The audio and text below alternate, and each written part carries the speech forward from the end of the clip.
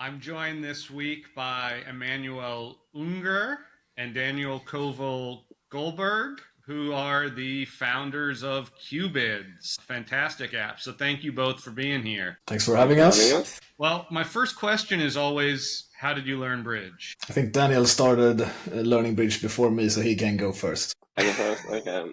So I grew up, I played chess, and then when I started high school, I had a teacher who ran a chess and bridge club, and I went there mainly for the chess, but I got to try out bridge, and I really loved it. I was sort of growing a bit tired of chess at the time, and I think there were two aspects of bridge that really resonated with me. One was the social aspect, where you sort of, if you're playing a chess tournament, you ever seen it? It's like a room full of people who are just sitting quietly at the board. Whereas if you're playing bridge, you can still sort of chat and have fun at the table.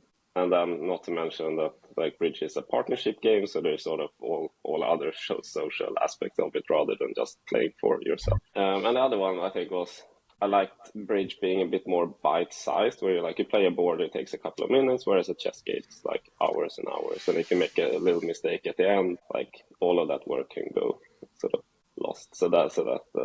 So I started playing bridge a lot. Sort of quickly switched over to it. A couple of years later, I joined the Swedish junior squad. Played there until I was no longer a junior. All right, Emmanuel, how about you? I started playing bridge pretty late. I come from a family of card games and games in general, so we played a lot of games. And my mom and my dad, they used to play bridge at home a lot, but I never really tried until I was 25 years old. So I got to be a junior for like 6 months or something like that. So yeah, pretty late start, but fell in love with it because of the social aspects. And eventually I learned that the game is also very good. So how much do you guys play these days? Roughly one session a week, I would say, maybe a little bit more sometimes. But Yeah, it's the same for me. When I stopped being a junior almost 10 years ago now, I started playing a lot less. But yeah, one time a week at the club maybe. I recently moved to the US now and don't really have the same club scene here as we had in Stockholm. All right, you guys both have like real jobs, right? Cubids is my full-time profession now. Cubids is now full time. That's amazing.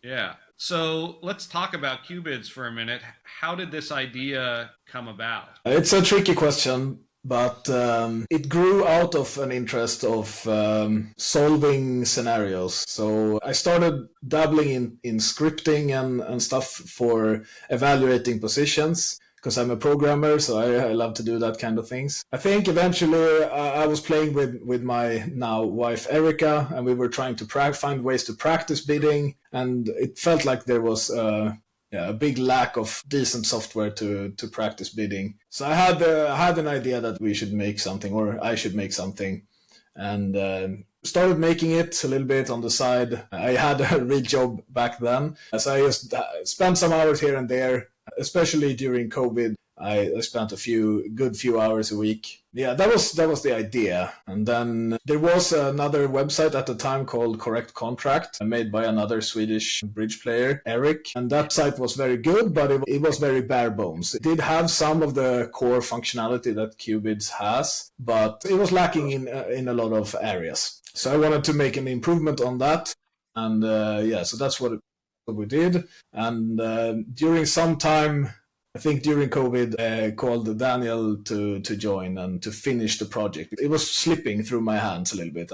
Like most projects I do on the side, you start it, you get to like 20-30% done, and then you're like, it's not that fun. So it was slipping through my hands, but I felt like it was worth enough to keep going, but I needed a partner or more motivation, more help.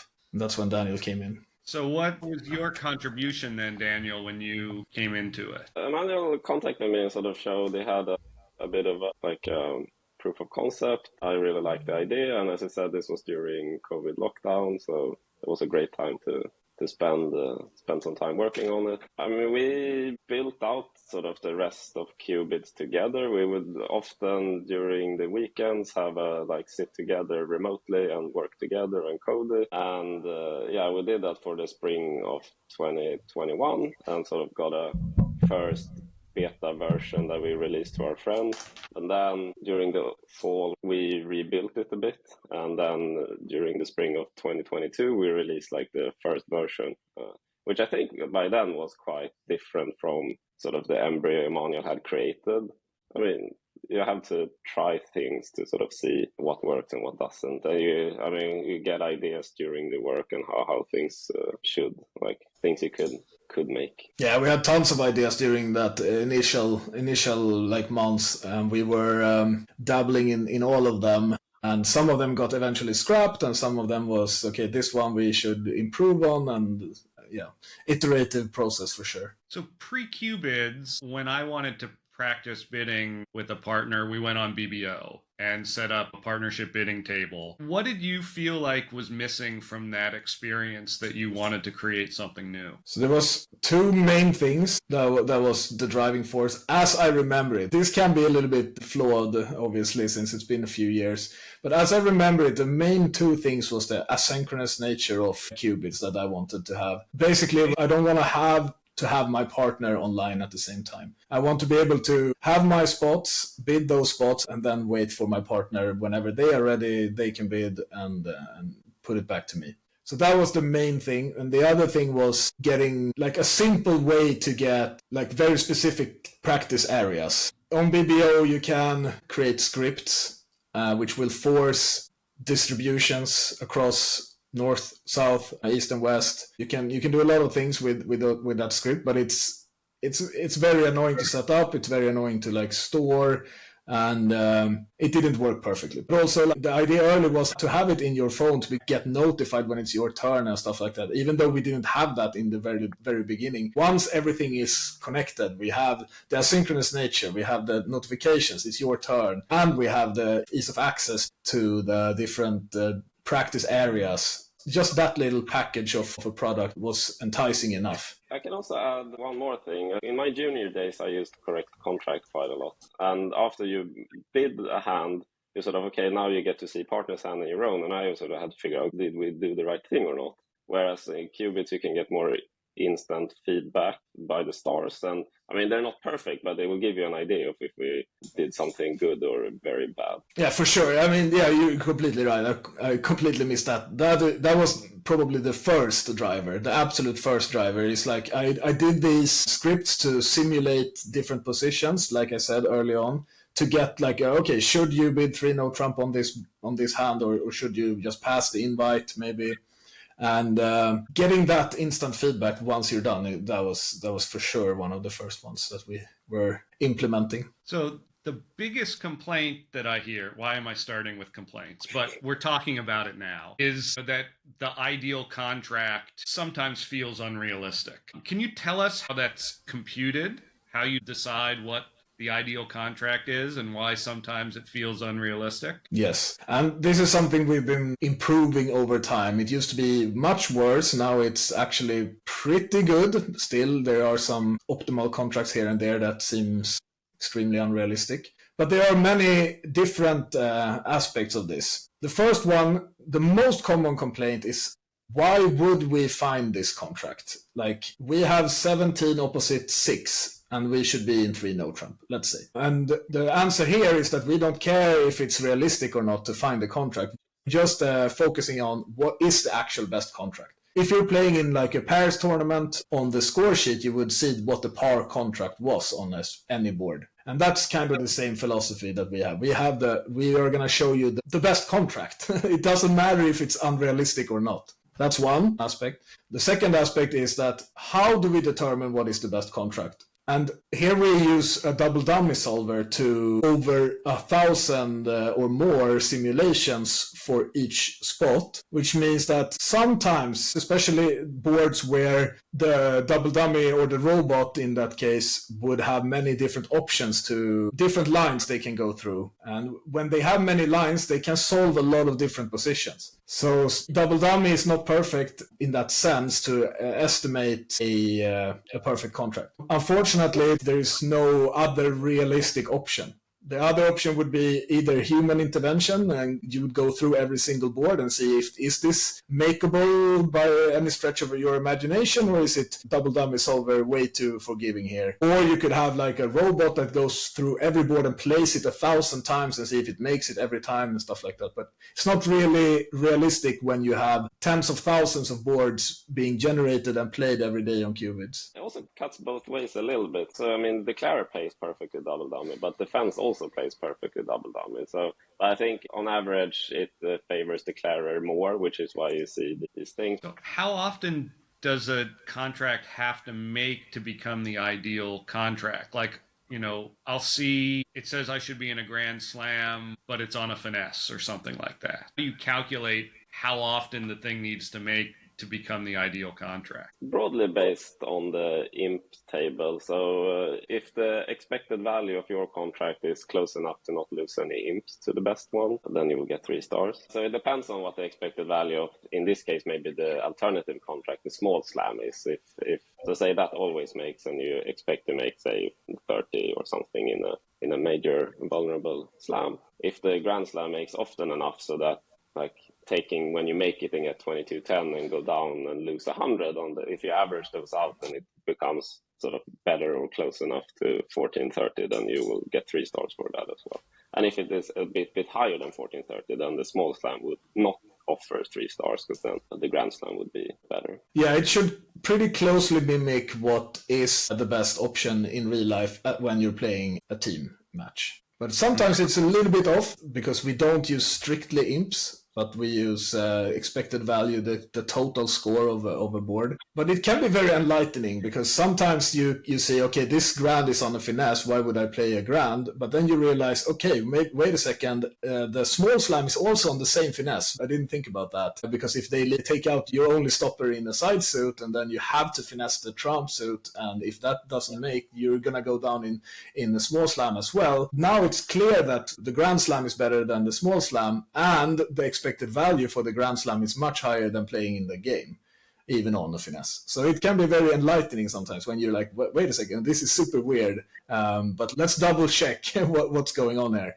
Do you think it's changing people's understanding of what the best contract is? Like, I was kind of taught, don't be in a Grand Slam on a finesse, that the EV is not right. You see, in real life, it is very, very different because you might not be 100% sure that the opponents are in the small slam. Even if the opponents are in the small slam, if they are missing the small slam 10% of the time, now definitely you should not be on a grand, on a finesse. So that's where that's coming from, that you shouldn't dabble in grand slams on a finesse because you never know what the opponents are doing. Maybe they're not even in small slam. So yeah, that can be enlightening, I think. You're not taking that into account when you're calculating the best. Okay. No, we just have the expected value straight up. It's pretty clear how it works once you understand how it works.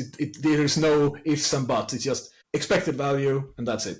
Do lots of pairs bid the same hands? Is that how it works, and you're compared against the world? So you are, I mean, for just getting your stars, you just compare it against the double dummy scores. But if you go and play a random practice hand, or if you go play one of our daily or weekly events, you can see that there are hundreds of other players who do bid the same hand. So you can afterwards go and check how they did it, and you will see lots of the world's top players there, and I think that's been really good, and it's very educational to see how they handle the same situation you had. You thought maybe, okay, in this situation, should I pass or bid again? And you can say, okay, everyone else bid. Okay, I guess I should have done that. So as I've been talking to top players for this podcast, I'm not sure if it's everyone, but almost everyone has mentioned that in their regular partnerships, they're using Cubids. So first, that must feel pretty good, right? Like, that was the reason you did this, and it's working. So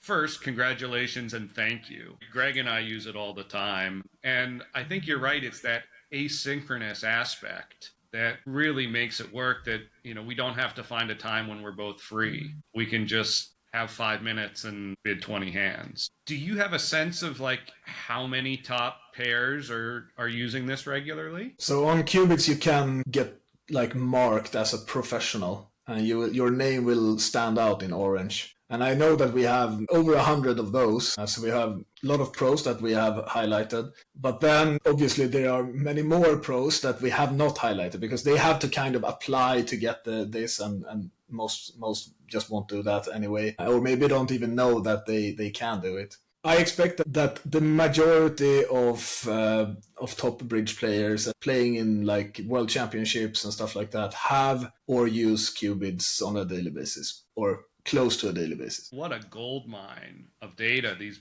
best pairs in the world bidding these hands. How are you using that to improve the site, to improve bidding? Yeah, I mean, the main thing that we do, like Daniel mentioned, is that if you play in a daily event, which a lot of pros likes to do, you can compare your auctions to what the professionals are doing. So that, I think that's the main way we're using the data, is to show our other novice users or intermediate users or other pros what the best in the world is doing in an exact scenario that you are in. And I think that's super valuable. We have thought about some events where you could play against a pro pair without them actually bidding, because we can just draft their boards from previous practice sessions. The other thing you can do today is if you go and play a ranked challenge on Cubids, you will get matched against a random other pair.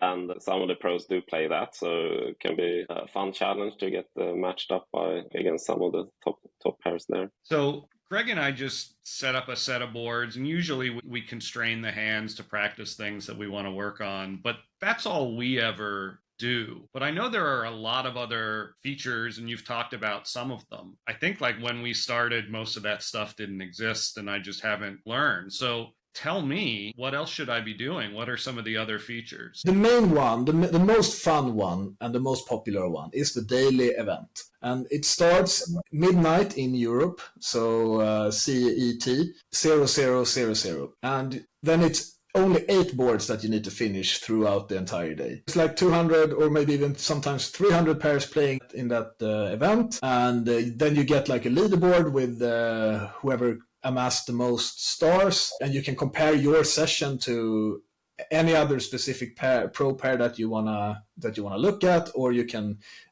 look at board by board. You can see, okay, I wonder how Joe Grew bid this board. So I think that's the most fun, like immediate fun part of Cubids, and also very educational. And then we have the same thing, but for the whole week. So we have a weekly tournament as well, the weekly event, which is 24 boards instead, and same concept applies. And then we have the challenges, like Daniel mentioned. So you can pick your partner, and you can challenge someone random, and you will be matched up on about the same level. And then if you win, you will climb the ranks, and if you lose, you will drop ranks. So you can try to reach the highest rank and see how well you do there, and just have fun playing against some really, really good opponents or friends. And on that note, you can also directly challenge a friend pair. So you and your partner can set up challenges whenever you want against 2 specific friends on your friend list, say your other teammates, for instance. So you can play these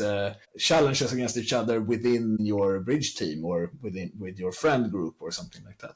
And those challenges are all just random hands? I can't set constraints for those? Right. Even the friendly ones are random hands. This is, however, something that we want to improve. We want to add that feature so you can use deal types and scenarios, which are 2 other features in Cubids, in conjunction with friendly challenges. If you just practice without these sort of events and tournament challenges, turn on the advanced robots for opposition bidding. That will give you a lot more different situations to try to handle when you get opposition bidding, and they do all sorts of stuff, and it will put you in situations you need to practice. Because in modern bridge today, opponents never let you bid. Everyone bids on no points, and you really need to be prepared for that. And the other 2 things Emanuel mentioned quickly is you can select deal types. When you start your practice, there is a drop-down list where you can pick specific kinds of hands that are pre-prepared. It can be like, I want to practice my 1 no-trump opener, so I will select that opener has a 15-17 no-trump.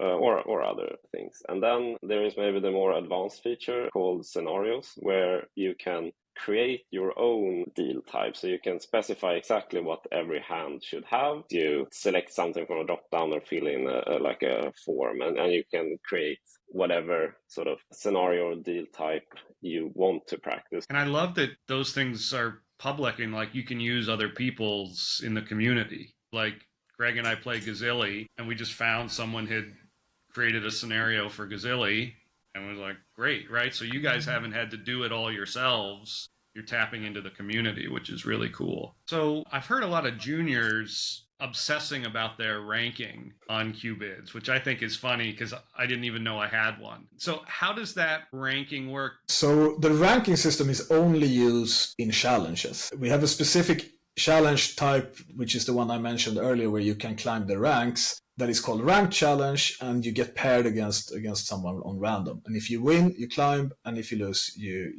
go down. We have some other data metrics, let's say. So we have how many stars you've gathered, which can be interesting. So we have a top 10 list of whoever has the most stars, but that's more of how much have you been using Cubids? How insane are you? And then recently we launched something called Leak Finder, which is a new feature that you can find your weak areas in your game. It's not really a ranking system by any stretch, but you can see if, for instance, your slam bidding is subpar or below average. And if it is, you can drill down into that and see why, and find the boards where you messed up the slam auctions. And this is drafted from your practice sessions. Here you don't need to do anything special. Is that compared to the double dummy best result or to other people and pairs bidding the same hands? Both. Your score is compared against double dummy, but then you are also compared on average to everyone else to figure out, okay, maybe you are actually losing a little bit of value in defensive bidding or slam bidding. So you can say, for example, on this slam, you got this week an average of 2.3 stars in slam bidding, and it's like, okay, well, what does that mean? That sounds bad. I want 3 stars, but I mean, it's not realistic maybe to be perfect on every kind of hand. So then you can say, okay, well, average on Cubid was actually 2.1 or something. So I mean, you can probably don't beat yourself up. Like 2.3 was fine as well. But then, as Emanuel said, you can still drill down and say, okay, which individual boards could we have done better on? Some of the top pairs out there who are using this, do you have a sense of how many hands they're bidding in a day, a week, a month? So obviously that varies a lot between different pros, but for instance, I think Ola Rimstedt, I think he averages 100 per day. Something like that. Wow. And one thing we didn't mention earlier when we were talking about the features, that is you can also play with the robot. So if you don't even have a partner, you can play with her. There's a lot of people that do that as well, even including me. Usually a lot of the time, I just want to play through the daily and see if there is anything interesting going on, get some feedback on how everything is working. So I would just pick Leah, go through the boards really quickly, and I think that can be a lot of fun as well. So I had kind of thought that Leah was exclusive to Interbridge, but obviously I was wrong about that. How does that collaboration work? It was very early on in Interbridge's life and Cubids' life. We have a good relationship with Stefan, and we just decided that I wanted to integrate a robot on Cubids, and they said, this is fine. We just mentioned that it's from Interbridge. We have renamed the bot, so it actually is called Leah Interbridge, so it's clear that it's coming from Interbridge, and then we could have it on the site. So huge thank you to Stefan. Luke, who has developed it, has done an amazing job basically doing it all on his own. And I mean, we have done a bit of robot development for Cubids, and we know it's hard. And he's done an amazing job. How good do you think Leah is at bidding? I mean, you must have some stats of how people do with Leah compared to with other humans. She's good. I typically get like in the top of the leaderboard, but not winning. Very rarely do we see Leah win the daily or the weekly event, but she is pretty good. I would say definitely in the top of the robots available, at least. Do you notice a significant uptick in the weeks leading up to a big tournament, like for example the World Championships a few weeks ago? Yeah, use-wise, yes. Not too many new players, but lots of usage. People practice more before a big event. like the Nationals or the World Championship or something like that. And then after the event usually is where we see an increase in new users, because then at the event, the few that doesn't use Cubids get introduced to it by other teammates and stuff like that. So usually it spreads during those events. I mentioned to Emanuel the other day that when I was going home from Denmark, they had organized a bus shuttle to the airport, and they were picking up players from the hotels. And I sat in the back and heard some people in the front who sounded like they didn't know each other too well, and one of them was like, "Yeah, I gotta try Cubids. It's the best. It's the best." How about newer players, intermediate players, who aren't near that expert level? Are a lot of them using it? How is their use different from the world-class partnership use? Yeah, so I think Cubids is a perfect match for strong players, and an even more perfect match for intermediate players, where you can practice and you can get the feedback from what the pros are doing. For novices or for beginners, I think from the groups of beginners that have actually gone through the introduction steps and understood how Cubids work, they love it. We clearly have some issues getting beginners on board at the very start of their bridge journey, especially if they don't have a coach that already knows how Cubids works and they can show them face to face. They have to go through our YouTube guides and stuff like that. And lots of beginners are also not too tech savvy, let's say. So it can be another hurdle on top of that. Something that I would like to work on and improve the beginner experience, but it's a tough one for sure. So there are different levels of membership, right? What do you get at the different levels? Yeah, so there are 4 levels of membership. We have the free version, which means you can still practice like an infinite amount, but you can only use no robots or the basic robots for opposition. And you can also not pick these deal types or the scenarios that we were talking about. Actually, you can use the advanced robots as well, but that is limited. So when you're a free user, you get 48 tickets to spend during a month, and those tickets can be used towards daily events, weekly events, or practicing normal sessions with advanced robots. One board will draw 1 ticket from your account. And then we have the 3 tiers of subscription, which is Club, Diamonds, and Hearts. They unlock other features on Cubids. So they unlock deal types, they unlock scenarios, they unlock groups, like I mentioned, and like printing and lots of different features across the app. But then on top of that, you also get more tickets to spend during a month. For Heart, you have an infinite amount. Is there spades coming? It's something I've considered. I've had a few ideas, but I don't really have anything clear that I want to provide from that. But no, we don't have any spades coming, at least not yet. What's on the horizon? What can we look forward to as upcoming features? So, I mean, we get lots of feedback from the community, which has been great throughout the histories. But one specific feature we talked about the other day was to make it a bit easier to, after a board, see where did I go wrong. It's easy to see, okay, I didn't get many stars, but I'm not entirely sure what I did wrong. And today, as I said, you can go through and see how other people bid it, but that's still a bit of manual labor. So it would be, we think really cool if you could get more about, okay, your auction finished, and like, boom, okay, you bid 2 hearts here, and no one else did that. They bid 3 hearts. You should maybe have considered doing that instead, improving that kind of feedback. So the other thing we discussed is aimed maybe more towards the novice people we talked about, who say you're bidding a hand and you're not quite sure what should I do now. And even if you say you know your own system or you're playing with Leah, you can get an explanation during the bidding of what all the bids would mean. It still might not be clear which bid you should pick. So we're thinking it would be great if you could have some kind of, okay, we're practicing, I just want to know what should I do now, like get some help, like, okay, what do either Leah or some other players, what did they do in my situation? Greg and I used the chat feature a lot. Was that part of the initial idea of having the chat built in to talk about a specific hand? Yes. Yeah. I remember that very clearly. We built first just that you could bid a set. And then when we had done that, and this was way before it was released, and I was like, okay, I think we should add a chat now. I was like, okay, well, that would be cool, but like people can just use those other chats. It's not really the core functionality. But he convinced me that it was a good idea, and we built it. And I think that will really turn out to be a great decision, because just having a dedicated chat right next to the board where like this specific bid or auction happened is really useful. And I imagine the better pairs use that a lot. They're not just bidding 50 hands a day, like they're digging in and what would it mean if I doubled, and do you agree with this preempt and things like that.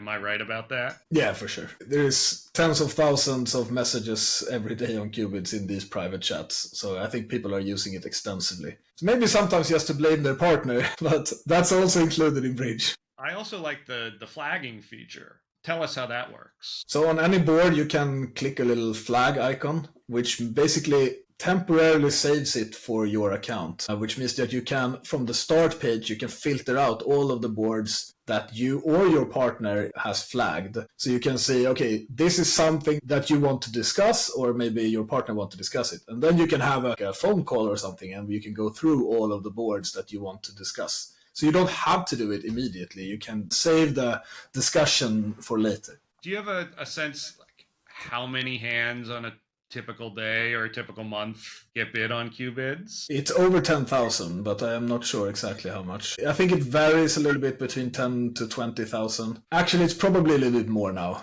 because the last time I did this metric, it was quite some time ago. So I would guess towards 20K per day.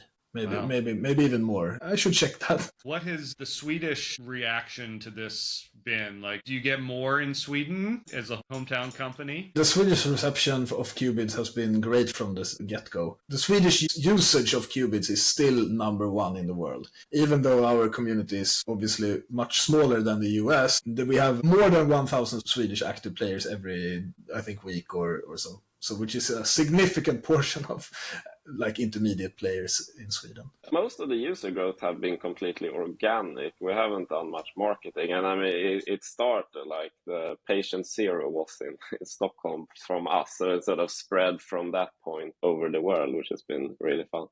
I think also just Swedes are very interested in bidding in general. It's quite fun. So like we're right next to Norway, and they are very much focused on the play and not so much on the bidding. And in Sweden, we are super focused on the bidding and not so much on the play. Do you work with the Swedish Federation or any other federations? Yeah, we have some agreements here and there, especially for juniors, because on Cubids we have this deal that we set out from the start as well. When we started charging for Cubids, we said, okay, but if you're 18 or below, you can get the hard subscription, the highest tier, for free. So just apply via like a junior thing. And then we wanted to expand that with like the federation. So there's obviously adult juniors as well that we could charge a little bit for if we can get help from the federations. So we have some deals like that where we like have group packages for juniors. I mean, I would think if I were a bridge federation, I had my team qualify to go to the Bermuda Bowl,